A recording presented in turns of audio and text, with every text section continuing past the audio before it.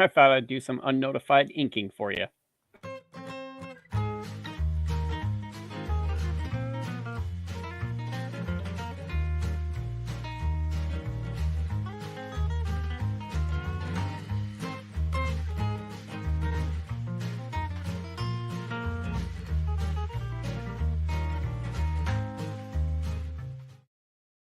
Yes, my friends, Thanksgiving is coming, and I thought I would go ahead and just relax, do a little bit of inking, chat with you if anyone shows up, because I did not put this on Twitter. You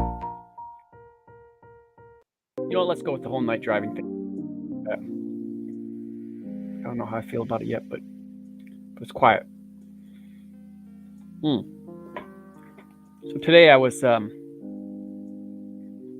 watching some old clips of some old like 80s cartoons and stuff like that, and something that I notice, which layer am I on here? All right, great. Something that I notice that they don't really do anymore. There's these like weird little character flourishes. Good afternoon, Amanda. Welcome to the nest. It's something I think we've lost in current entertainment is just kind of this, I guess, for lack of a better term, style, flash, like sort of cockiness the characters can have when they're doing something really, really well, and you don't see the troops run in and just start saving the day like they used to. They've always got to have some kind of a silly line. You can't just have them just rush up to the bad guys and have the action starting, because of course, that could influence somebody in a terrible way to actually go pick a fight or something like that. And I think we are all the poorer because of it. So I just whipped up this little quick comic strip, and we're just going to ink it for a little while. And I sit and chat. Maybe I'll ramble on a little bit, but I feel like I need to give some sort of a visual thing to look at while I sit and bore the audience. This is it. I'm just doing a quick Thanksgiving sketch. Little comic strip, single. I don't even look like me. Should look in the mirror more. Little single panel comic strip for Thanksgiving. Didn't have an incredible amount to talk about today. Been an interesting weekend. Got the CG awards. Those all went off mostly without a hitch. I was there, man. I watched. I was in the panel and everything. It's always nice of the group to let me come on in and sit in. Make a terrible joke every once in a while. That's what I do. That's what I'm good at. You gotta lean into your strengths. And now I'm here drawing.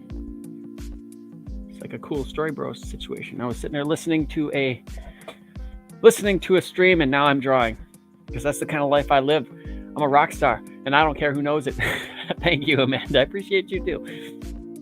She says they appreciate me. That's always nice to hear. Yeah. So I wake up. It's the usual Twitter stuff. We got people talking about their books, which I love to see.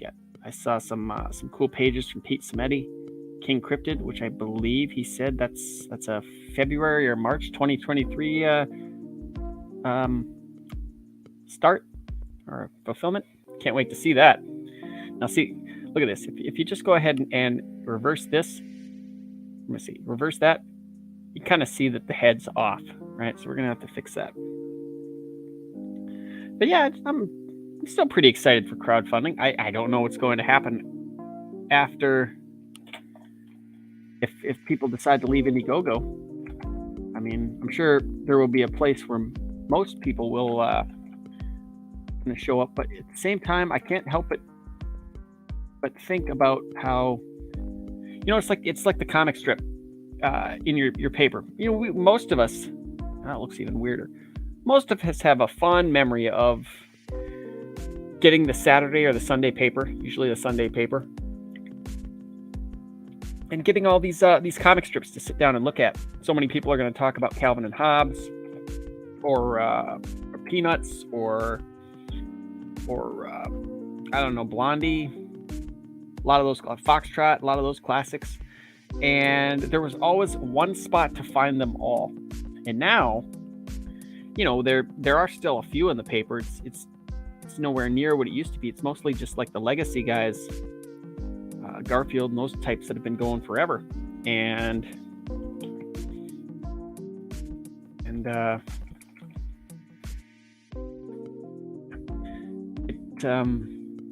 comic strips kind of like they went online, sort of, and they're still around, but it's really hard to find them. And most people, they don't really bookmark and go look at it every day.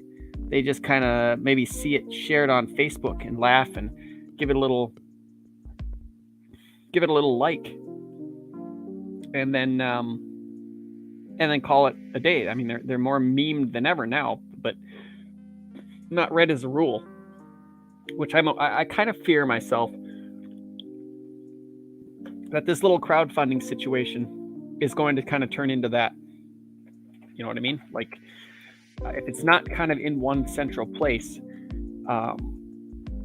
people just aren't going to go. And if you want proof of that, like, you look at Instagram.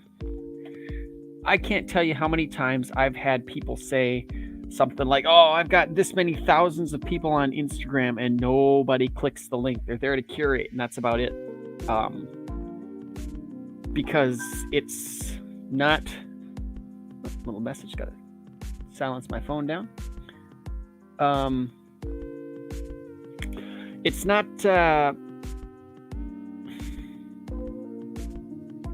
people want things easy, I guess is what I'm saying. So if you have to jump through a few extra hoops, the only ones that do that are going to be your hardcore.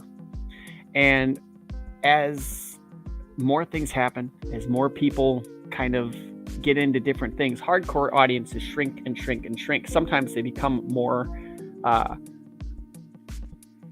hardcore about it, like they dig their heels in.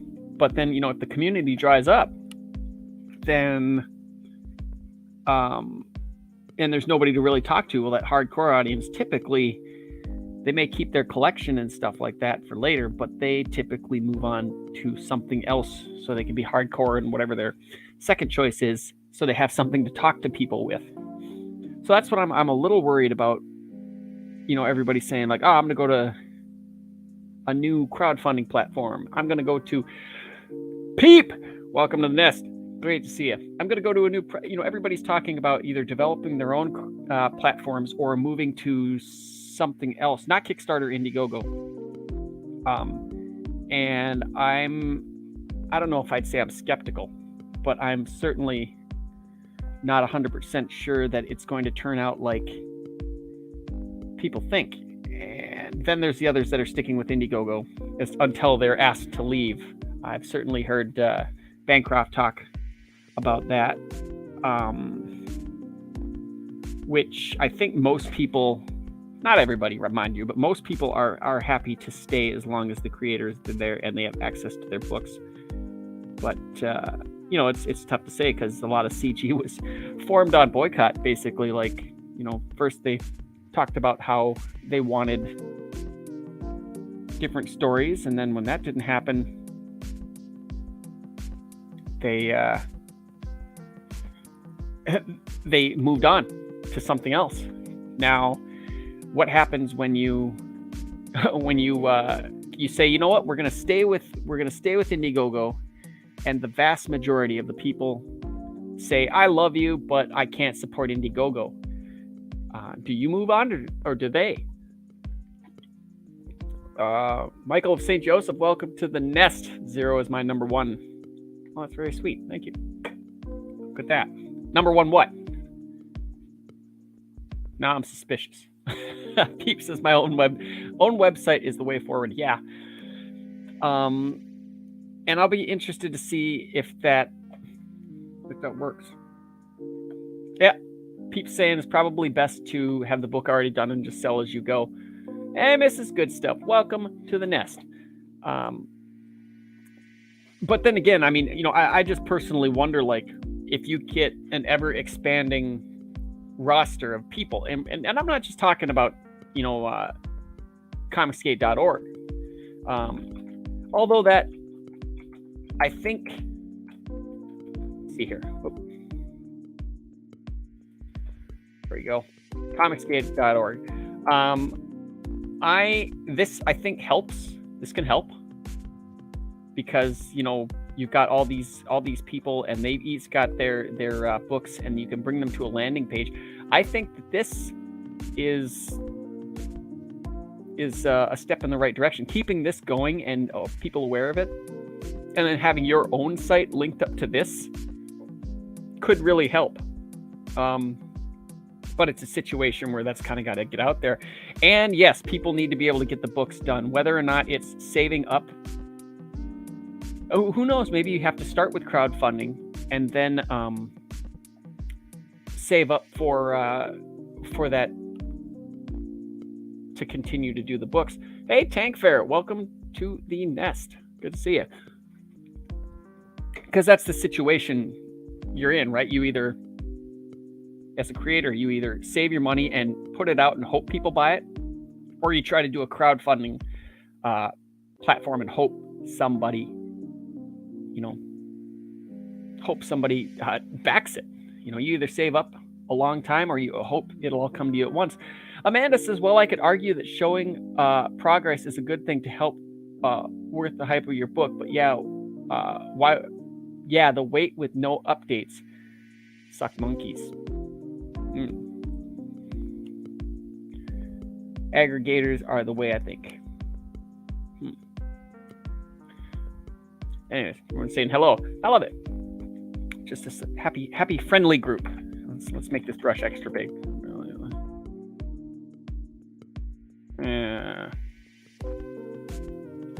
Some random. So yeah, we are definitely at a turning point, I think. But where it goes, I have no clue. I really hope that, you know, it's going to be. Oh, Tank Fair says, I'm going to drop my book digitally, black and white, super cheap, and build up the interest for a full color crowdfund. Well, I tell you what, I really wish you luck with that. I hope it works, because, you know, I think we're starting to go into the wild west at this point, in terms of, once again, having not being 100% sure what we're doing. You know, I think that it's going to be harder to rest on your laurels and just kind of coast, because especially for the guys that were former pros, because that shock of them being here is long gone. You know what I mean? Like, you can't really coast anymore on hey, I worked for, this, I created your favorite character. Although we love those guys, most of us. I think that the phoning it in, it won't, not that I think any of them would, but I mean, had they had that idea, I just don't think that it would work just on their name alone anymore. Take Fair, he's gonna do the approach. He's gonna shove it in their hands. He's gonna do that approach like those guys from the 90s, handing out the flyers, I think. We'll see. I hope it works. Peephole Circus is not a big fan of crowdfunding. Good to boost sales, but I'm really tired of the same old process, to be honest. Much rather click and buy method. Pretty sure this will be the norm in a few years. Yeah, there's something to be said about that. I mean, we are in one heck of a binge mentality for most part. People want it right now, and they want it, complete, and they want it ready to go. I don't know, but there is also a heck of a argument for just getting to watch it made.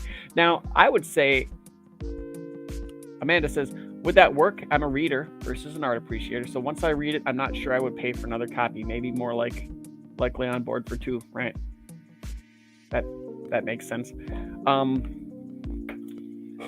Or Nash can pinned tweet as an Ashcan. You can Ashcan might work a little bit better, whether it's like a preview of the book or it's a little mini story to kind of get the book going. Back to what Pete was saying, it's possible to chronicle your work, taking pictures and little video stuff as it's being made, and then once it's made, use all of that chronicling for marketing purposes, and then maybe even putting a lot of it into like a supplemental book, like a making of kind of book. I know some people like that stuff. Some people don't. They just kind of, if it's on crowdfunding, they just kind of put it in a bag and stick it in the closet with the trading cards and the prints and things like that.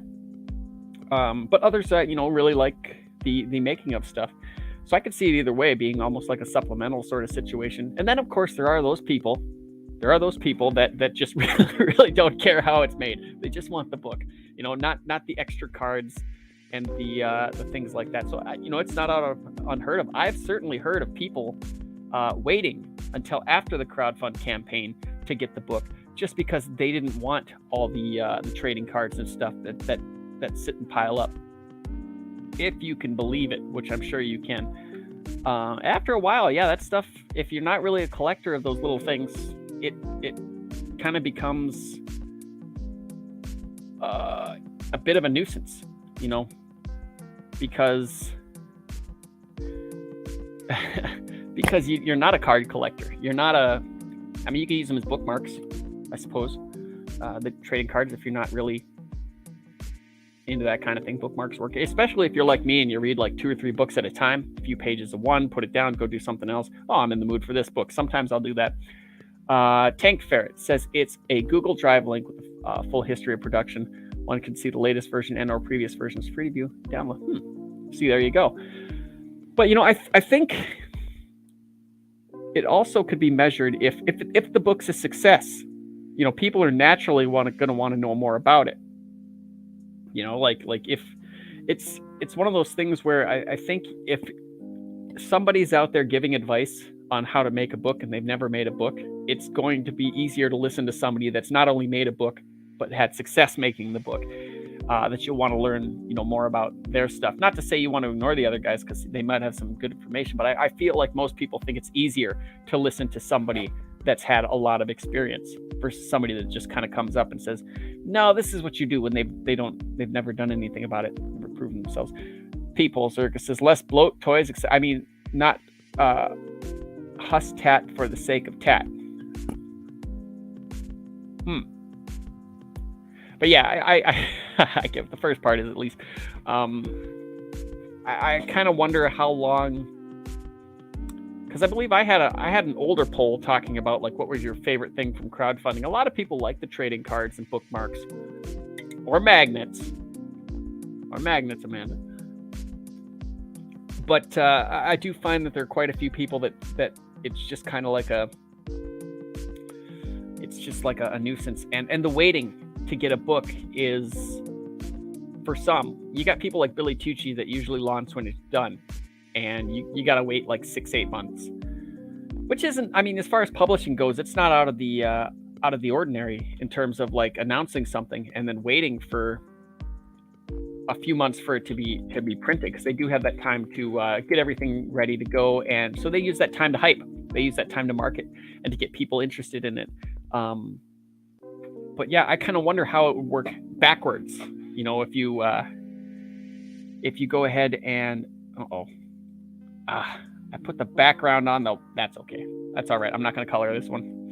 See, you got to pay attention to your layers, guys, because I should have it here, but I don't. I put it on the paper. I put it on the paper. Oh well. So where was I? Oh yeah. I'd be interested to see if doing the backwards for the backers, for the readers, doing for the experience rather, if you put the book out and then you went into the making of it, then you went into talking about what it took and what your thought processes were and showing off layouts and things like that, if that would actually be beneficial versus waiting. And because some of these things, it's funny. It's like, you count yourself a hit before it's a hit. A lot of people, it's kind of like a, I'm gonna treat this like a hit until it's a hit. But sometimes you go through all this trouble and all this work to, and treat your book like it's a classic, it's an instant classic, only to find that, a marginal amount of people really cared about it. And all that work that you had that could have gone into another project was really for nothing. Interesting idea, I suppose. People Circus says most add-ons are just there for boosted milestones, not the merit quality of the add-on. They cheapen the final package in a lot of cases. Interesting. Let's see. You pulled a tank ferret, LOL. Easy enough for you to extract, though. Yeah, no, I could fix it if I needed to, but fortunately this one here, the penciling's on a different layer, so it's going to be clean. Yeah, I could just duplicate that and then make one transparent. Yeah, Michael St. Joseph says, keep the history for when someone asks things. And I wonder if this is a situation where, most people are starting to feel if this supposed evergreen way of making these books is starting to get a little bit stale for some or many. There are quite a few I know that are they're in love with the YouTube process. Like the book itself is sort of like a end of the season.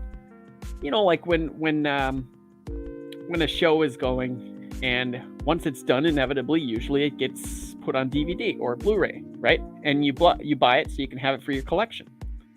And for some, I think the book itself represents like that Blu-ray experience, or the DVD experience, or VHS, or whatever it used to be. You have like a marker for the season. That's how I look at it, because so many people they're content to listen to the Blu-ray show. They're content to listen to the show until the book comes out, even if that's a few years down the line. We've seen that a few times, right? So there are many people where it does not bother them if a book is 2, 3, 4 years late, as long as the creator stays visible, they don't run off, and as long as they're giving some kind of update every once in a while. It seems like there is a very large amount of people that is totally fine with just being entertained until they get that book, and then it's on to the next experience, the next book, the next hype, the next bit of fun. Tank Ferret says, if I run a crowdfunder, I would want it to be a unique experience, only available there. Really reward the backer for their patronage. Yeah. And I think it's a hard situation to be in for a creator these days, because you really have to decide, like, if you want to put your eggs in one basket, and which basket, and how long before you, because if you look at like entertainment, it's got an interesting habit of having to reinvent itself every so many years to stay relevant, to get people talking. You look at pop singers that have been around for 30, 40, 50 years, where every album they got to come out and they got to do their press different, they got to do their image different, they got to, maybe except Adele. I don't think she's really changed a whole lot. But the big pop ones, like say like Christina Aguilera or Lady Gaga or whatever like that, they gotta come out and do things totally different. It's like a project in itself. And the making of the thing, the image, everything is one package. And then once the tour ends, that ends, and they have to come up with a new version of themselves to get people talking when they come up again. Peep says, I prefer to watch the extras on a Blu-ray after I watch the film, if you know what I mean. Right. Yeah. I tried that a couple of times. It's like, I want to see the making of, and it just, it spoiled everything. So unless you don't mind that, then of course. Tag Ferret agrees. People says, a little promo is good, but months on end of shilling is not for me in the least. Right. That's sometimes that is, you watch the replay, and then I find sometimes after I've seen a trailer for 300, 400, 500 times, I mean, I'm exaggerating a little, but not much. That'll be the part that I fast forward through a little bit, listening to the sales pitch again. And that is the hard thing, is keeping that enthusiasm going, right? Keeping that enthusiasm going for like a year cannot be an easy task. I don't think I could do it. I'll be honest. I'd love to go on, talk with people about what I'm doing in comics and things like that, but I don't think I could sit and just talk about the one single issue for a year or two over years. I think it would be tough. But talking to people about all other things and then coming back into that every once in a while, keeping it fresh, I think that would probably be more my style. Tank Ferret says, I'm with you, people. The main point is to get books into readers' hands, build a library of good stories. Yeah. And I think until that's streamlined, which I don't think it is, I think we're still in our infancies in terms of like the self-publishing stuff. For a lot of us, some people have got it down, but even then, you're still doing a book a year, which is why I'm a big fan of like the idea of just a standalone. It's like when everyone's obsessed with building a shared universe. And I honestly think, and like I've said before many times, you take a look at what people are doing and you run the opposite direction. I don't know that I would do so much a shared universe. It's just like good standalone stories that are their own experience. And you can kind of build on that. You can have nods and winks to other things, or maybe set it in the same town or whatever like that. But I don't necessarily feel the need to have team ups and people, weaving in and out of the story. I think you just need a really good, tight story with some really good twists. You know what I mean? Like, nowadays we've got A to B to C to D storytelling, where usually it works out. Like, the guy walks in and he just dispatches everybody, no real problem. And then you just go to the next boring scene. Now, what happens if the guy walks in and you got a bunch of people there and they just beat him into submission and take him? First scene of the movie. It doesn't work out for him. Now he's got a situation to get out of. There's your drama. I don't see an incredible amount of that these days. And I'm talking about everywhere, mainstream and stuff like that. Usually, it used to be that you'd have something that really surprised you, because you're thinking, oh, this is how it's got to be. And then, it goes the other way. You think about, like,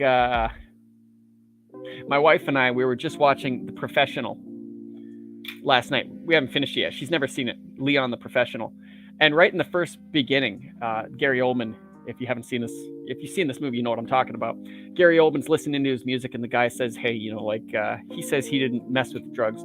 And so Oldman goes, yeah, hey, I believe you. Just tell me by tomorrow. So the next day, 1 minute after he told him to tell him, he just walks in with a shotgun and shoots everybody. Everybody. Like, that was a surprise. So People Circus says, this for me is where CG is failing a little. We need something fresh. Been years of everyone repeating the same old process. Barely nothing has changed in 5 to 6 years, right? Tank Ferret says, I've been working on streamlining before pulling the trigger on my project. Now I can do 2 pages a day. Folks seem to really dig it. I think it's time to do it. Hey, man, whenever you're ready, get your... It is work, yes. Get your ducks in a row, because once it hits you, the reality of it will hit you fast. Just make sure you got your taxes, the tax stuff ready to be figured out, and especially shipping supplies and what the shipping costs, because you'll want to know that. Don't go for that whole like $500 to get the algorithm situation, because you could certainly make it work, and then you'll pass that, but then you'll be way in the hole, because you'll have printing fees and you'll have shipping fees, and all you'll really have is maybe you make 1,000, maybe you make 2,000 to start, maybe you make 10. Even 10 is ridiculously low nowadays. So you got to watch that, really. And maybe that is something to be said about printing your books first. If you can, just save up a little bit, print an initial run of, I don't know, 100, 200, should be probably 1,000 or 2,000 or something like that. You print that, and then you can appropriately mark it up. Welcome, Praetor 7 to the nest. Nice to see you. Then you can appropriately mark it up to make yourself a profit, kind of in the long run, if you can market that out. If you start small and market to a certain amount of people and then grow from there, that's the way to go, I think. See, that head's still wrong. Blast it. Let me just get an under thing here, and I'm going to switch back to pencil, and I'm going to just see what's wrong here. Let's see here. All right. I think I know. All right. But yeah, I do think, and I would like to, as much as I like horror comics, as much as I like monster comics, I wouldn't mind seeing something a little bit different. I'm still probably going to buy them, we'll be honest. But I mean, I think that there is I can't explain it. I cannot explain it. There's something off right now. Whether it's just like people doing Universal Monster type stuff, which is still good a lot of times, but I mean, it's a lot like a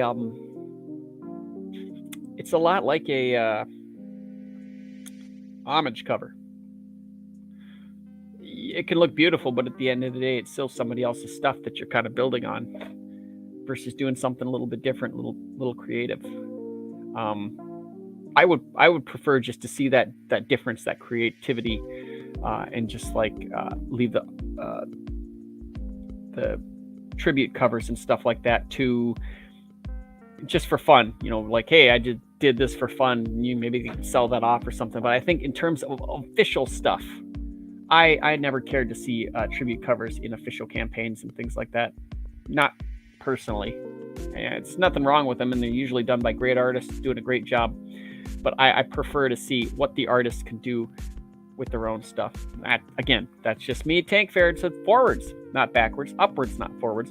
Always twirling towards freedom. Praetor 7 says, I want to see something deep like Appleseed. Or, what is this, GITS? That's a acronym, maybe? I know that's asking a lot considering how rare that is. Yeah, and that's one thing. I mean, that for the most part, there's going to be like a little bit of overlap.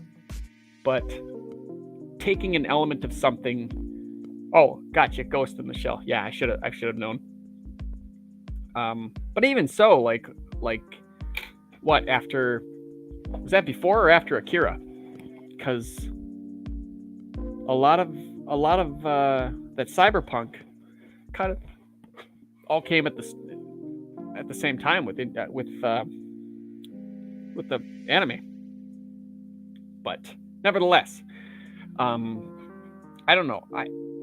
I'm one of those people, it's hard to describe what I mean as far as like something special, because I haven't seen it yet. I'll know it when I see it. And there's still stuff that's like same old that I like and I'll still buy, because that's just what I'm interested. But I mean, in terms of something different, something truly special, yeah, I was talking about the manga, because I mean, of course they both came out after the stuff was starting to be written and stuff. Yeah, I want to say Akira was, if not early, one of the more influential ones, if I remember right. But I'm not super up on that, so you'll have to forgive me. So let's see here. What do I want here? Get a little writing in here. One moment, please. I don't have people to filibuster, so I've got to...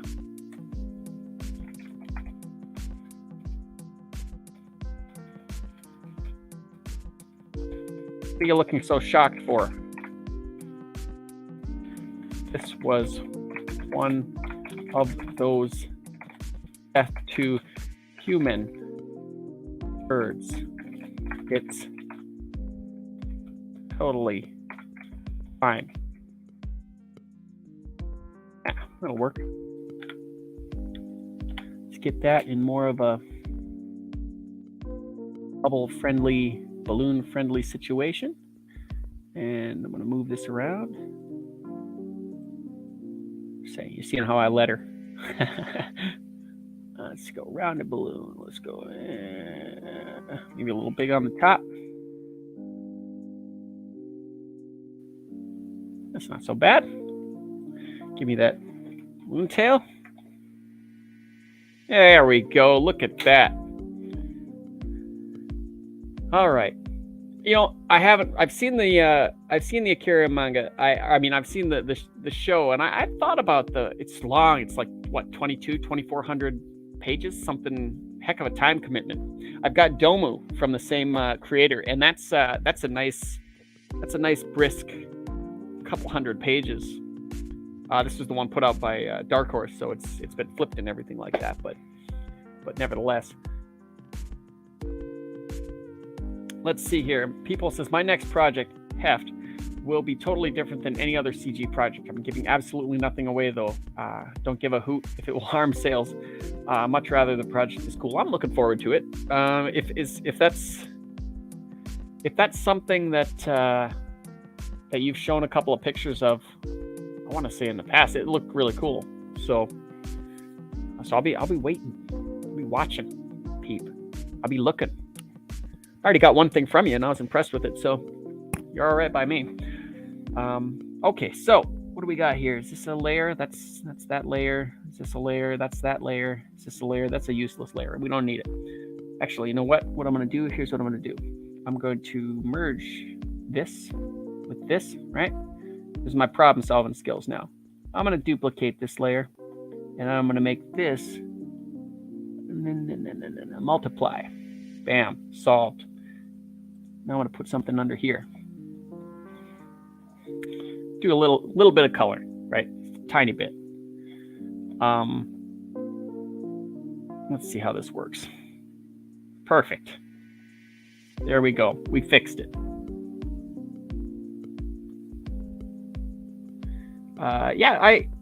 I'm the thing is, like, if I want mainstream stuff, I can go and I can buy reprints. I can buy old stuff because there's, well, dang near 100 years of 80 years, 100 years of mainstream stuff to go through, especially reprints. When I look at indie stuff, I want to see something a little different. You know what I mean? Like, I want to see something maybe that I haven't seen before, because typically indies where you're going to find the stuff that if you worked at a bigger place, they would say, no, thank you, that won't sell. You know, like kind of like Warner Archives, how they put out the movies that they don't think will have an audience, like it's print on demand kind of stuff.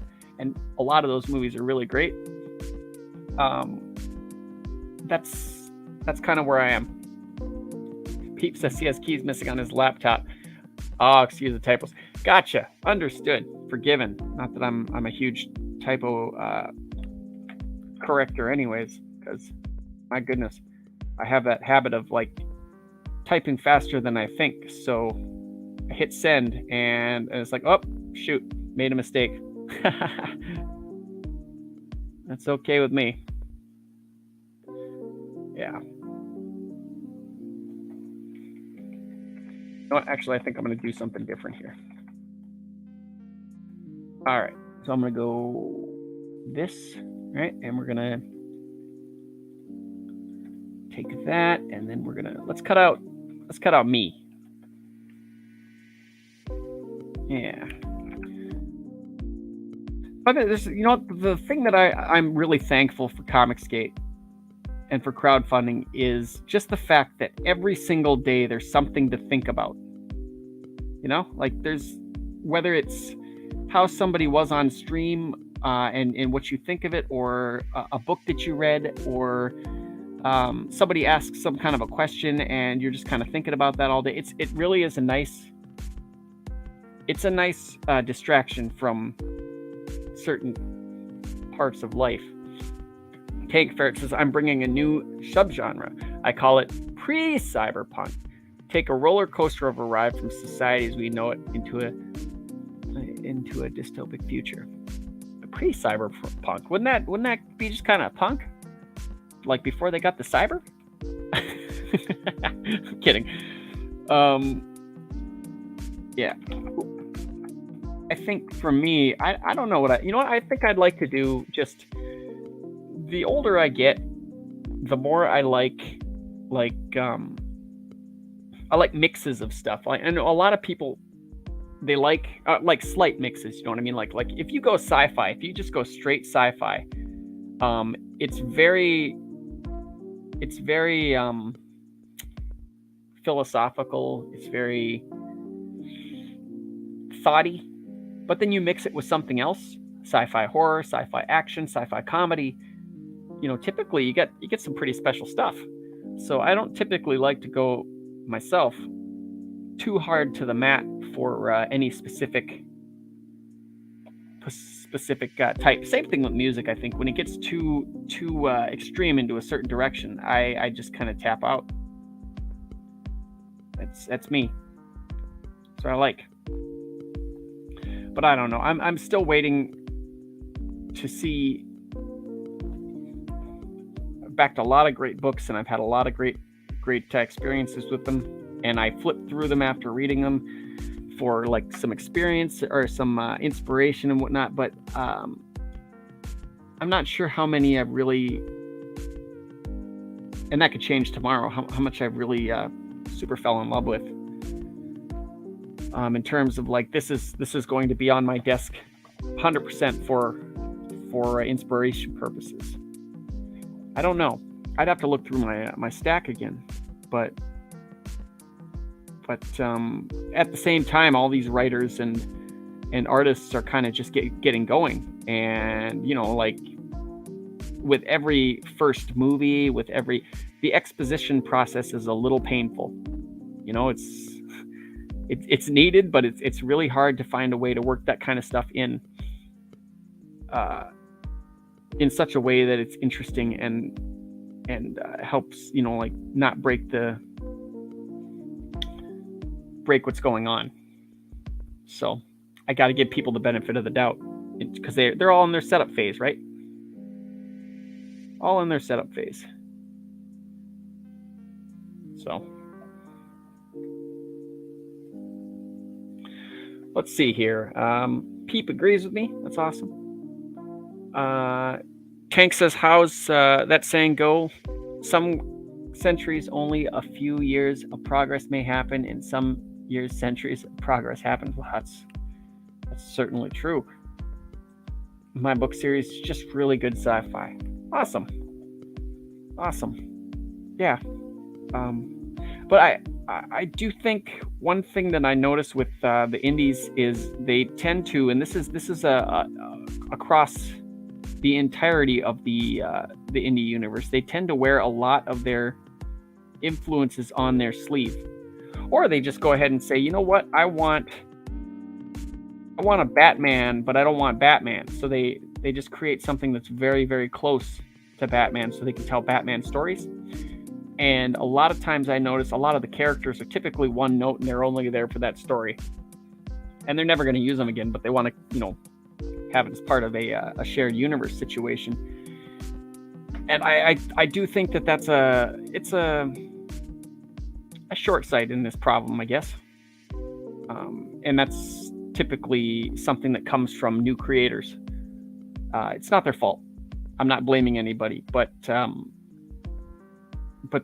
is certainly something that happens. You start to, you can't help but think about like the template that the bigger guys came up with at the beginning, but then later on, as you get some more experience, you realize like, no, there's far more ways to do this than what the bigger publishing companies have done.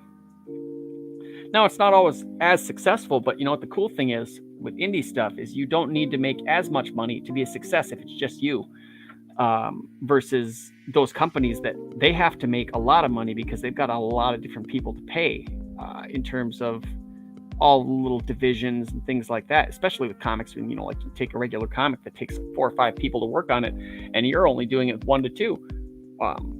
That's a different margin, to be sure. Tank Fair says, I worked with scientists, editors, and scholars to develop an immersive world and a compelling story. Ooh, interesting. I like it. Yeah, you got to get first impressions really are the best, and that works in entertainment too. Sometimes you can make it better later on, but a lot of times people are going to associate with that first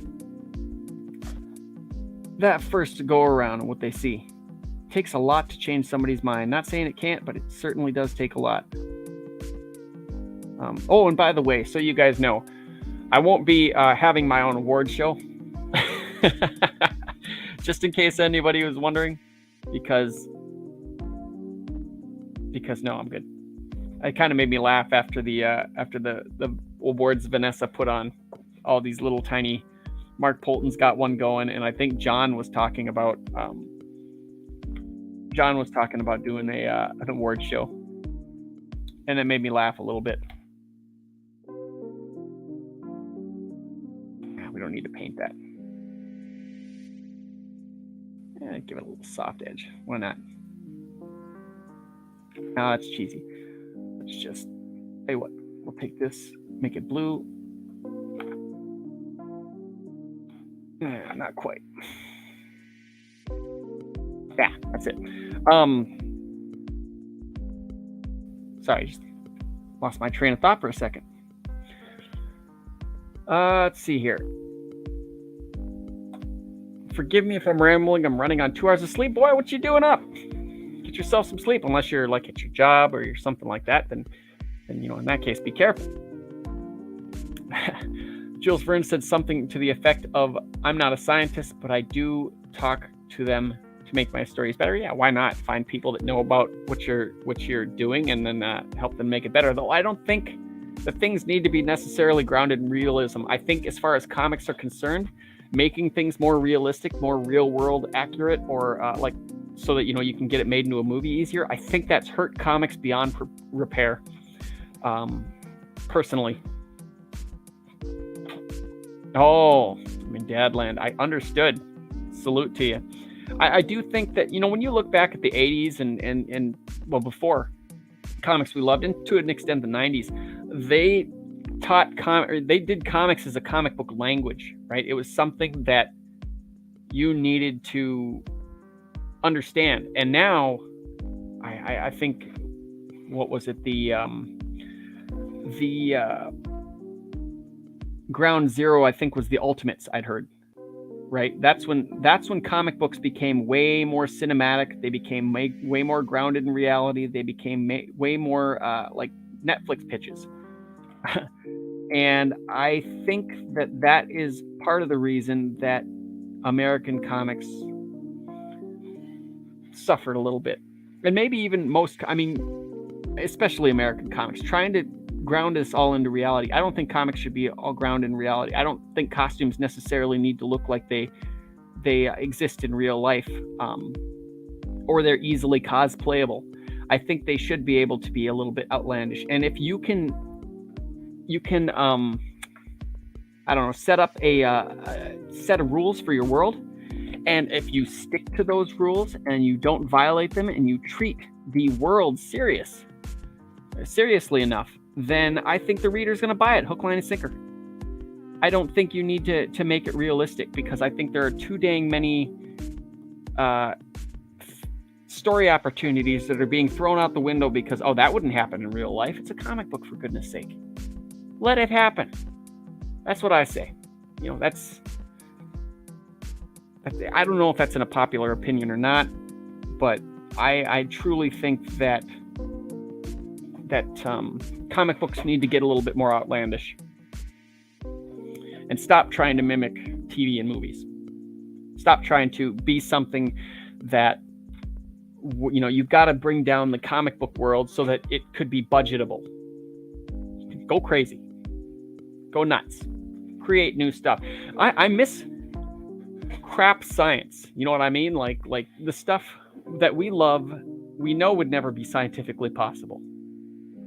But it sounded cool, and it worked. Well, like Ant-Man, like pulling out, or the Atom, like pulling out a little bit of a piece of a fallen star. In real life, of course, it's going to be like thousands and thousands of pounds. He'd never pick it up. So what? He picked that, he used that as a basis for his powers. And it made it fun. Well, of course, he's not going to be able to get bigger in real life. It's a comic book. You're supposed to have those kind of fantastic ideas to kind of like rev up your imagination. Sorry, gone on a rant. But this isn't something that's been eating at me for a little while. Manga has the advantage. If they make a comic for an adaptation, it's an adaptation, much closer to the comics in terms of creative potential. Yes, and that's another thing. When you take something to the screen and you just decide, you know what, we're going to change absolutely everything from what people liked because it's just got to be different for the movies. Some of that is like marketing to compartmentalize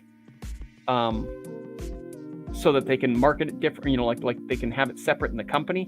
And some of that is just so that I think they can have it all under one situation as far as everything looks the same and is on brand. And Peep says exactly like the 40s and 50s sci-fi. That's right. They came up with some crazy, and people bought it hook, line, and sinker. And I think that there was, the audiences were a little bit less skeptical and jaded back then, possibly because it was the first time they were seeing a lot of that. But nevertheless, I think if you look at Stranger Things, the first Stranger Things, they set up a bunch of rules and it worked out. The audience really liked it. And people got into all kinds of D&D, all kinds of stuff. But then they started to water it down, I think, in the subsequent seasons by making the world too big and all too much conspiracy and all kinds of like everybody's experimenting and knew about it. I thought that was a mistake. It's a lot like John Wick. I'm sure the new movie is going to be a lot of fun and action-packed, but I miss when it was just this little world of this hitman and this mob that was scared to death of him. Now there's like big secret societies all across the world, and I feel like it's like one of those things where you make it too big and the plot holes get bigger with the story. Tight story, tight plot holes. You see what I mean? Which is one reason I like a lot of crime, because more or less they're small stories. It's about a very specific thing happening. And not unlike horror movies, I think horror works so much better in a single location. That's why haunted houses or haunted spaceships and things like that work so dang well, because you've got a very small area that you're allowed to operate. So that means the creativity has to happen. You go all over the place, and that's just more like, it's like cell phones, bringing cell phones into stuff. Why doesn't he just call for help? What's wrong with, take a picture. There you go. They've got evidence. Like, cut that out. And it makes things a little bit tighter. Second rant. Sorry. I'm on a roll today. Tank Ferret says, a little Asimov, I-EE Doc Smith, and the good Philip K. Dick. Move for good measure. Dirty pun, I know. But I've been thinking a lot about that. A lot of good entertainment out there. It's just a situation where, somebody's got to kind of like dig the well first. But everybody's still kind of, getting their water from existing other wells. It's easier said than done. Of course it is. I'm not going to pretend to be that guy that says, just go out there and create something new and everyone will come to it. No, of course not. It's hard work.